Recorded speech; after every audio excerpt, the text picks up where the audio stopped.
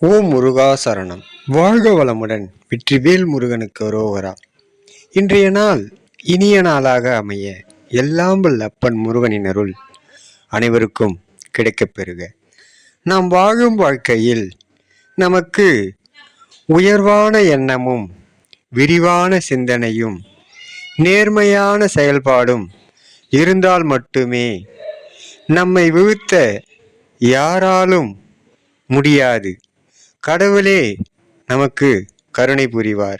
அதேபோல் வாய்ப்புகளுக்காக நாம் காத்திருப்பதை விட நாமே ஒரு வாய்ப்பை உருவாக்க வேண்டும். அப்போது நமது வாழ்க்கையில் நாமே வெற்றி பெறலாம் என்று அப்பன் அருள்கின்றார். ஓம் முருகா சரணம். முருகனின் மகன் ரவிமுருகன். வெற்றிவேல் முருகனுக்கு அரோகரா. வீரவேல் முருகனுக்கு அரோகரா.